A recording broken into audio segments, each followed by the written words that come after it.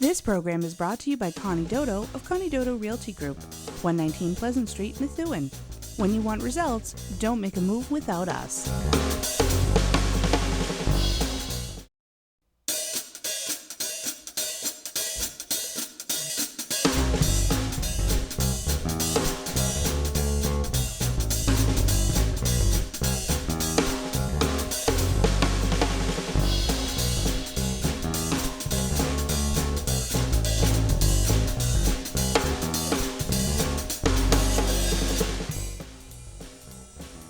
I'd like to welcome you to the Doto Real Estate View, and I'd like to thank all the viewers for your input to the topics that we have had here.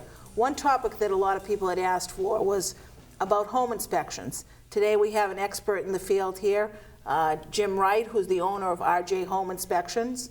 I'd like to welcome you. Thank you, Connie. Yeah. We're going to go through a series of questions today. Okay. I guess being basic, you know, what's a home inspection? Some people don't even know what that is, so I think just to get real basic here. Yeah, I mean, to get started, a home inspection is it's an unbiased evaluation of a home. It's a thorough walkthrough of a home, checking out all the major components to find out things that are good and bad with the house. That's the basic short answer to what a home inspection is. Why do buyers need a home inspector? Well, there's the way that we see it, you know, you go through the process of trying to find, you spend all the time looking for a house, you finally find the house that you want, and you're really not looking at any of the mechanical components in the house. Okay, you're looking, most people are looking more at how many bedrooms there are and the neighborhoods and all that kind of thing. During a home inspection, now that's the opportunity to get down to more of the important issues that are in the house from the mechanical standpoint. What are some qualifications that a home buyer or seller should be looking at when they hire a home inspector? Okay. Well, they should ask a lot of questions when they call. Okay. Whatever company they call, they should try to find, how long they've been in business. Are they a multi-inspector firm? Ask them what their qualifications are. They should be, in Massachusetts there is licensing, New Hampshire there is now as well. Okay, that wasn't the case a few years ago. But now that there is licensing, ask them what kind of insurance they have, what kind of guarantees they may have. Okay, some companies guarantee their work, some don't. Find out if some of the other questions you could ask are, do they have continuing education training within their own company? Okay, those are probably the most important questions to ask. Scheduling and all of that is pretty much secondary. I know within your company you have top-notch home inspectors. What's a typical licensing procedure that people would go through? What type of training and what type of courses do you offer your employees? Okay, you have to have, to maintain your license, you have to have so many continuing ed credit hours, okay, that cannot be done in our, in-house. Okay, you have to go to an outside qualified school. That will cover most of their licensing requirements, okay? There's other, ASHI is another, the American Society of Home Inspectors. That's a national organization that we're also members of, and find out a lot of home inspectors are. Okay. As far as our in-house training, all the home inspections are done the same way. We make sure that everybody goes out with other inspectors to make sure we're all covering the same bases. It would be very helpful to the viewers to take us through a home inspection step by step, just so people could get a feel of what a home inspection would consist of. Sure. Okay. Let me walk you through a typical scenario. Normally the inspectors would get there about half an hour early. Okay. And that's so that they're able to get an idea of what's going on the outside of the house. They have paperwork they have to do, and it's more comfortable for them if they get there ahead of time and get a little bit of the paperwork out of the way. Okay. Once the buyers arrive, okay, they're going to walk around the outside of the house. They're going to go through everything on the outside. They're going to look at the roof, the siding, the windows, the chimney, flashing. They're going to take a look at the grading up to and around the house, looking for water problems in the yard. They'll check out the stairs, any decks that are on the house, under the decks. After they get through that takes maybe half an hour. Okay, they're going to go inside. The reports now are done on computer, so there is time that has to be taken to input stuff into the computer as they go along. Okay, so they'll get in the house, kind of get settled, bring their tools in. At that point, they're going to go through. Most inspectors will go and turn the water on in the house just to fill up all the pipes. Okay, then they're going to go down in the basement with you and go through all the different components. Okay, they'll probably start with the heat. They'll run the heating system to see what issues are there. They'll explain the heating system, hopefully. After they finish the heat, they'll move on to the electrical panel. Okay, the electric panel, they could find anything in the electric panel, but we have guidelines that we have to follow per the state.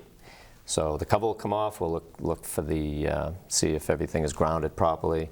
We'll check the wire size to the size of the breakers. They'll move on from that. They'll go through, for example, all the the foundation. They'll look at everything that's in the basement. They'll look for if there's water coming in or any signs of water coming into a basement. They're going to go through look at all the floor joists, and then everything that they can find on there. If there's sump pumps, they're going to comment on that. And then as part of the inspection, they should be explaining all the different maintenance things that go with the heating system.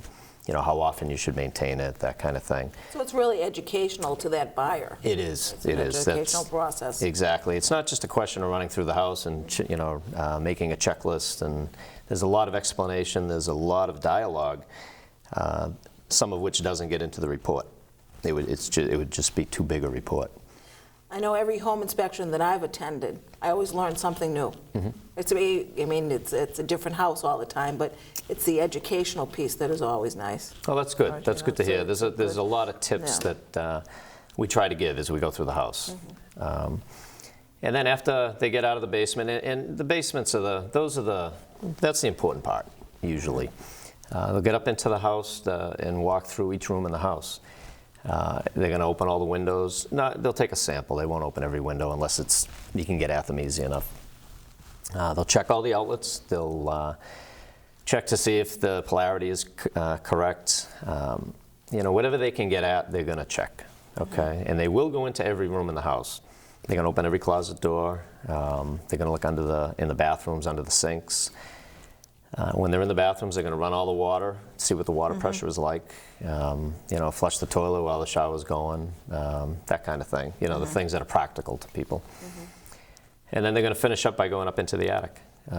Once they get up in the attic, they'll look at the ventilation, insulation, structure, all that kind of stuff. Mm-hmm. And in between, they'll take breaks periodically so that they can, keep up with their notes.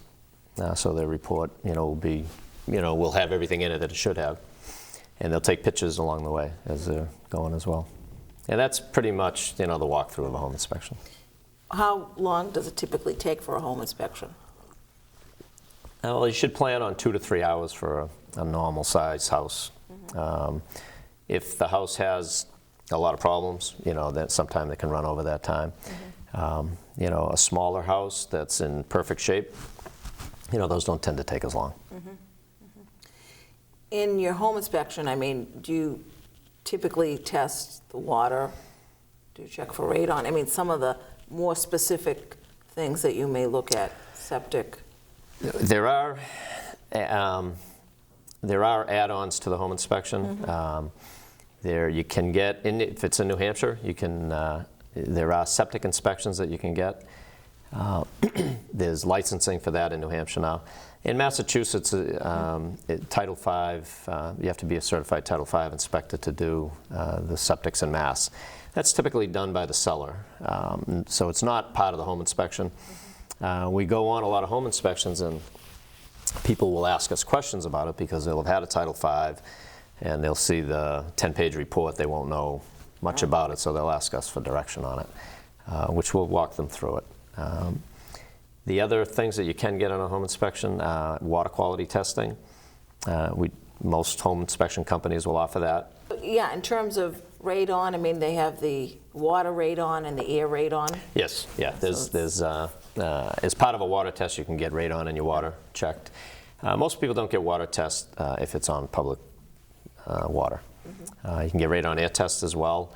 It gives you the level of radon in a house, which has been linked to lung cancer. So it usually there's a discussion about that.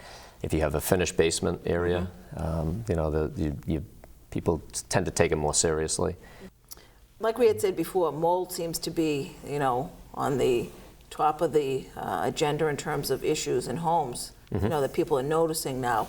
You had mentioned that in the basement, mold was more important to correct versus up in the attic. Why is that? Okay, let me clarify that. If you're seeing mold in a basement, in a finished basement, okay, it's probably going to be on the sheetrock, okay, using that as an example. Some of the types of mold that will grow into the sheetrock they're stronger molds than we'll typically see in an attic. Okay, now, these are questions that really a mold expert, you know, should answer a lot of these questions. Okay, I happen to know a lot about mold, but there's other people that you'll want to get involved with to answer all this. In a finished basement area, you know, that's going to be livable space, so people are apt to spend more time down there. So if there is mold growth in a basement and people are spending time near it, you know, it's that much more of a problem. It's not good for your health. Whereas in an attic is unconditioned air. You know, it's not living space. So, you know, usually you shut the hatch and you don't look at it again. Okay. Not that it shouldn't be remediated, you know, out of the attic, but it's, you know, kind of tucked away and not in the living space for the time being, at least. Okay. Another issue that I know people do have addressed and looked at, especially if they have children under the age of 5, is the lead. Okay, yep. Do you check for lead? Or? We don't anymore. It's not part of a home inspection. There's different licensing for that. Okay, some home inspection companies do have some licensed lead inspectors. We're not one of them. We don't. We no longer check lead for lead paint. Okay. It's a whole different criteria.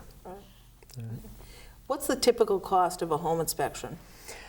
Depending on the size of the building, you know, whether it's a condo or a single family, you know, or a multifamily, but it's anywhere between, say, $250, $275, you know, up to $500, $600. It depends what else you're adding to it. You know, if there's radon testing being done, that's pretty much a range you can be comfortable with.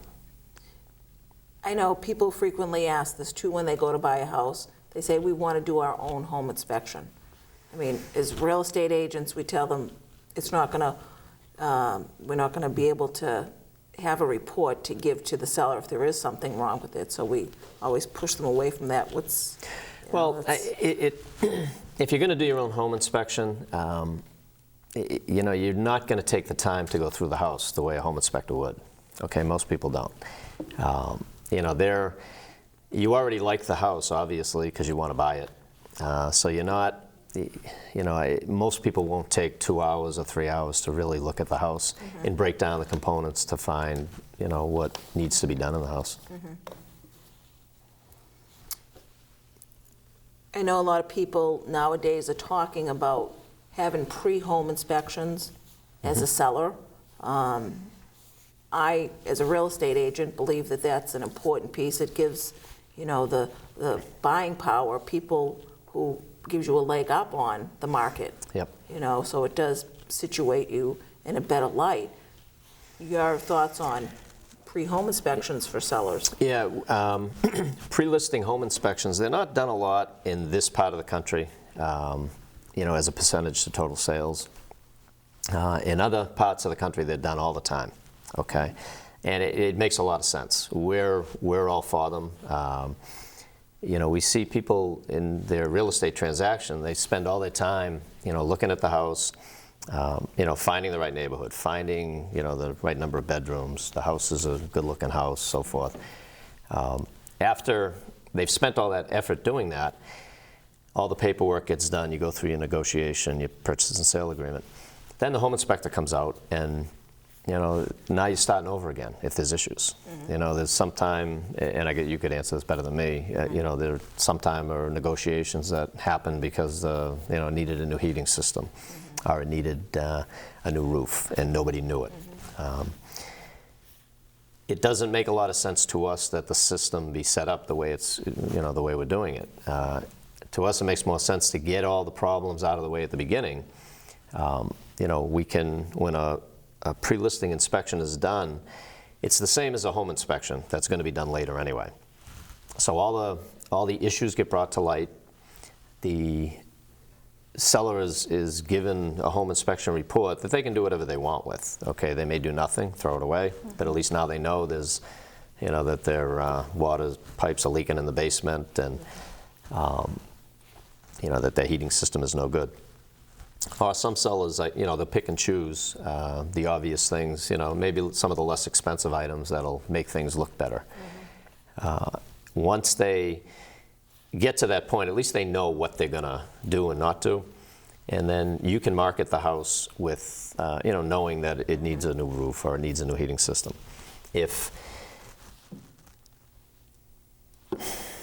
I think, I mean, that's important. I mean, as a listing agent, it's always nice for a seller to have a pre-home inspection before it's listed, because they can identify, like you said, the issues and correct them before it gets to the market. And we can always let the potential buyers know a home inspection's been done, and share the report with them so they'll know what they're getting into. I think a buyer is more apt to say, I'm going to pursue this house. I know what's wrong with it, and I know it was corrected. Of course, they're going to have their own home inspection. So in terms of it giving that seller, they wouldn't be on a level playing field. They'll be a step up. Right. In this day and age of the market, how the marketplace is, it gives you more of a leverage in the market to sell your home. You'll sell your house higher, and you'll sell it sooner. You know, so I think that helps people when they do have the pre-inspection. Yeah, it'll separate their house from all the other ones on the market. Right, you know, so it really, you know, helps you. And again, most people will still have their own home inspection.